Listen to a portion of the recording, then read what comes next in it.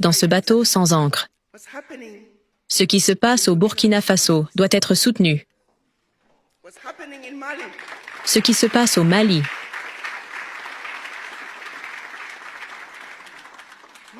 doit être soutenu.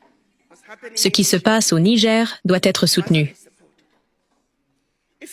Si vous vous souciez un tant soit peu de notre avenir, comment allons-nous faire sortir la France d'Afrique? Comment allons-nous faire sortir la Grande-Bretagne, l'Allemagne et tous ces anciens colonisateurs? Ils sont maintenant ici sous forme de multinationales, retirant 70 milliards d'Afrique, utilisant des paradis fiscaux pour cacher leurs revenus. Nous savons qu'ils sont ici. Ils sont maintenant des loups déguisés en agneaux. Que faudra-t-il?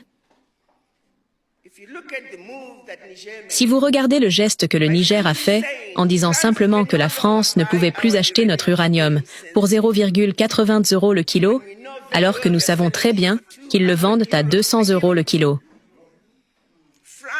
Le Niger réalisait environ 1 milliard grâce à la vente de son uranium par an, tandis que la France réalisait près de 300 milliards.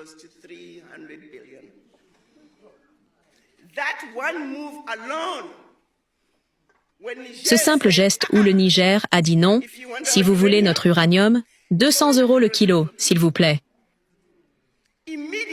Immédiatement. 300 milliards, 1 milliard. Il ne faudra pas grand-chose pour changer l'Afrique. Nous avons ce qu'il faut. S'il y a une chose dont nous sommes très chanceux, c'est que nous sommes dotés de tout ce dont le reste du monde a besoin. La vérité est que nous n'avons pas besoin du monde. Le monde a besoin de l'Afrique.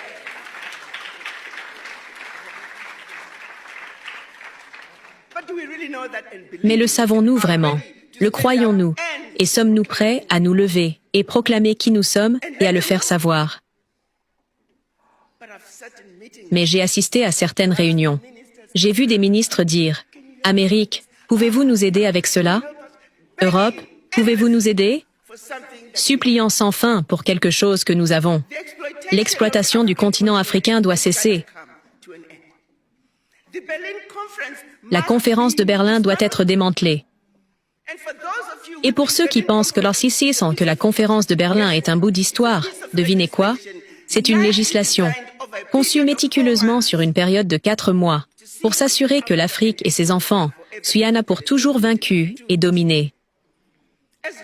Aujourd'hui encore, tant qu'il y aura un pays appelé Malawi, tant qu'il y aura un pays appelé Gabon, avec un pays, 1 500 000 personnes, tant qu'il y aura un pays appelé Eswatini, la conférence de Berlin est vivante. Et c'est là que nous sommes battus au niveau international par le commerce. Oh, nous sommes tous égaux. Vous êtes une nation souveraine Eswatini, vous êtes une nation souveraine Togo, vous êtes une nation souveraine Malawi. Et chaque pays africain, pour cette raison, tant que nous resterons les petites économies que nous sommes aujourd'hui, nous continuerons à subir l'humiliation et la défaite. La seule façon pour l'Afrique de survivre est de s'unir. Une Afrique unie est indispensable. Mais cela prendra des esprits éveillés, des esprits qui comprennent l'importance de l'unité, des esprits libérés de l'héritage de la colonisation et de l'héritage de l'esclavage. Aujourd'hui, nous sommes tous malades de cette maladie. Aucun de nous n'en est exempt. Et c'est un fait. Je veux que chacun d'entre vous ait une sérieuse conversation avec le reflet dans le miroir et se demande pourquoi vous ressentez ce que vous ressentez. Pourquoi avez-vous automatiquement peur de ceux qui ne vous ressemblent pas? Pourquoi vous sentez-vous vaincu? Pourquoi avez-vous peur de parler et de défendre vos positions? En plus, vous êtes les mères et les pères de l'humanité. Sans la femme noire, sans l'homme noir, le reste du monde n'existerait pas. Et c'est un fait.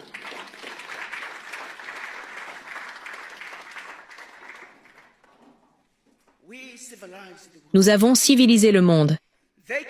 Ils sont venus en Afrique et ont volé tout ce qu'ils n'avaient pas. Sont revenus avec ce qu'ils ont volé et nous ont fait croire qu'ils nous l'avaient donné. Tombouctou, l'Égypte. Les Grecs, quand ils avaient besoin de formation, où allaient-ils? En Égypte, parce que c'était déjà là.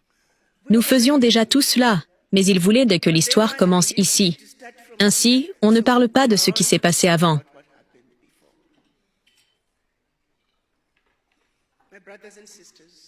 Nous sommes frères et sœurs.